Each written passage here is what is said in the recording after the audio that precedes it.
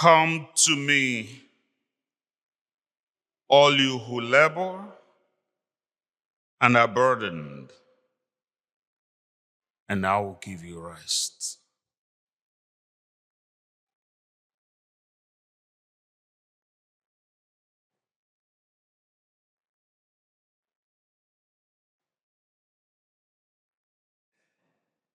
Come to me, all you who labor and are burdened, and I will give you rest.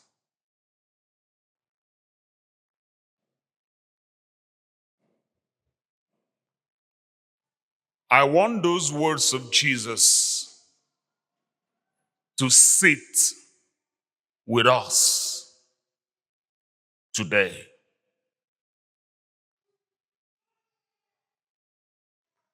As you walked into church this morning,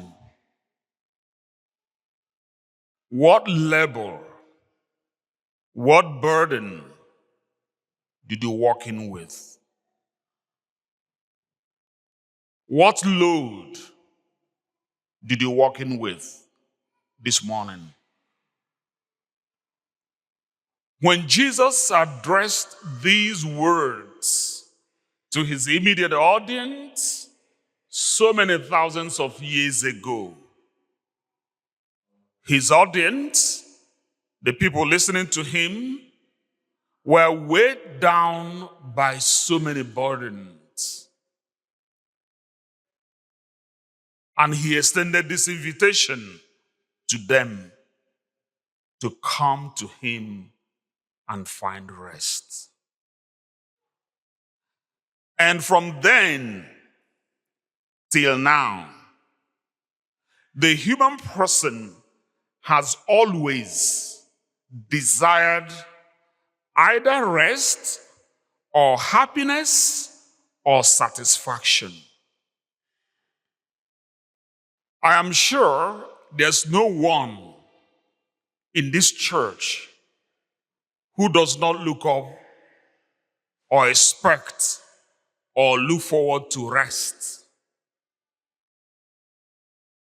I also believe that there is no one in this church this morning who does not desire happiness and satisfaction. Incidentally, this happiness or satisfaction have driven people in so many directions. Even at the time of Jesus, many were looking for this happiness, this satisfaction, or this rest in so many ways and in so many directions. And Jesus knew that and extended this invitation to them. Some sought this happiness and satisfaction in interpretation of the Torah or in keeping the laws, all the letters of the law from beginning to end. Incidentally, they ended up putting a lot of pressure and burden upon their shoulders. From then till now, people still search for happiness, for satisfaction, and for rest. So I want to ask us this morning, where do you derive your satisfaction from? Where do you get your happiness from? Where do you get your rest from? If our happiness, if our satisfaction, or if our rest comes majorly from created things, then the satisfaction or happiness or rest will not last. I'll say it again. If our source of happiness or satisfaction or rest, if this source comes from created things, such will only be temporary. But if the source of our happiness or satisfaction or rest come from God, the Creator, that is going to be permanent. And that's the invitation that Jesus is extending to us today. And it takes a man or woman of humble disposition to appreciate this invitation of Jesus to come to him. It is not about what we possess or what we have achieved or the status we have reached in life that makes the difference. No. If this were the case, Jesus wouldn't be crying, in quotes, against the towns where miracles, where extraordinary things were performed before he exclaimed in today's gospel, I give you praise, Father, Lord of heaven and earth, for although you have hidden the mysteries of the kingdom from the wise and the learned, you have revealed them to little ones. People of humble beginnings, people of humble disposition. As I say this, I remember the story, and I'm sure you know the story, about two people who went to the temple to pray in Luke chapter 18. A tax collector and a Pharisee. Both of them went to the temple to pray. You know the story. What happened? The tax collector was there, or the Pharisee was there, saying to himself, he repeated a prayer to himself, Lord, you know I'm not like the rest of men. I keep the laws. I keep all the traditions. I observe all the rituals. But the tax collector bowed his head in humility and said, Lord, have mercy on me, a sinner. The text of that gospel said that this man went home at peace with God because he came with humble disposition. And that is what Jesus talks about in today's gospel. Learn from me, come to me, learn from me, for I am humble and meek. Learn from me.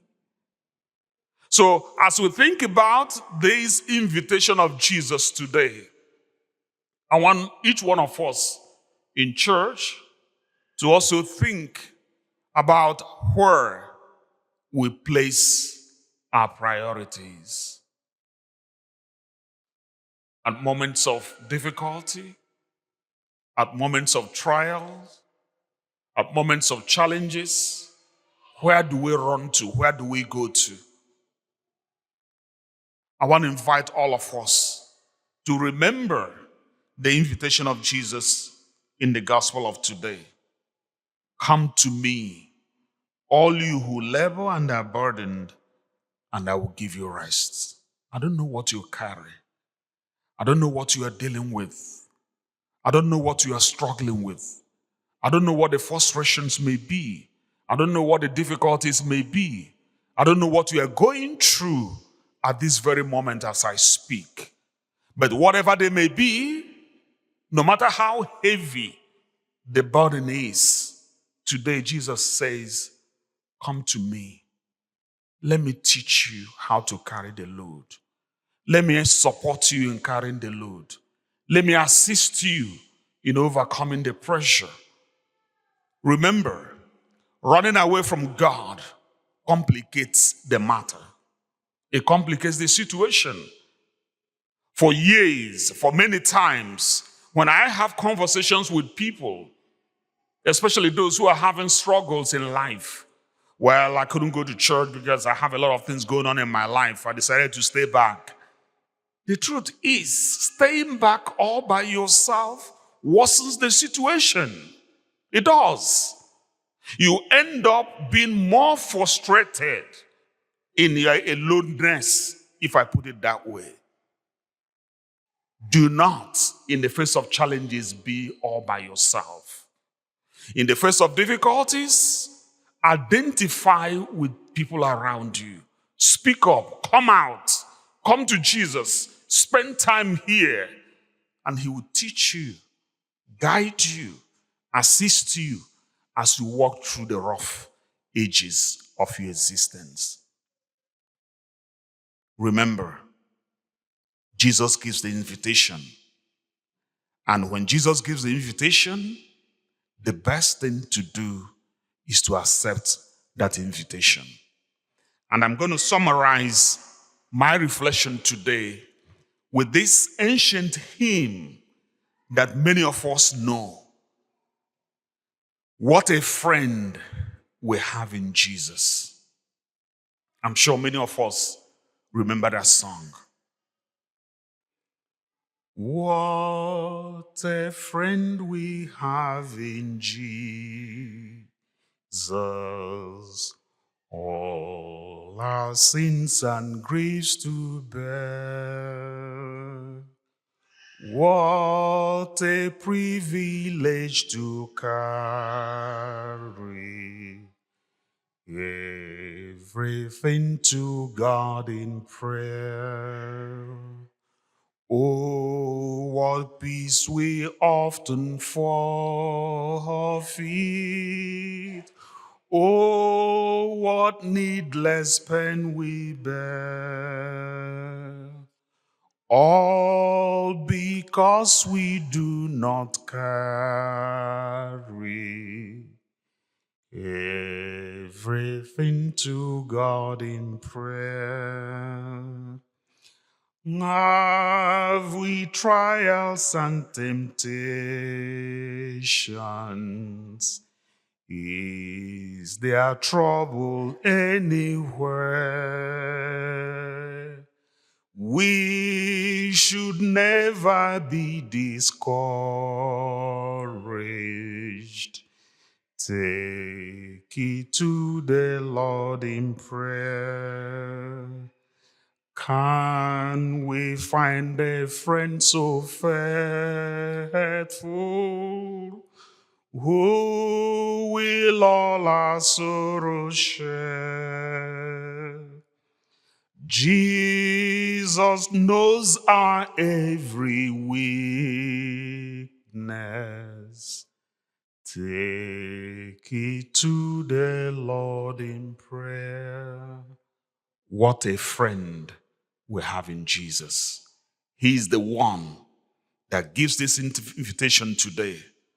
Come to me, all you who labor and are burdened, and I will give you rest.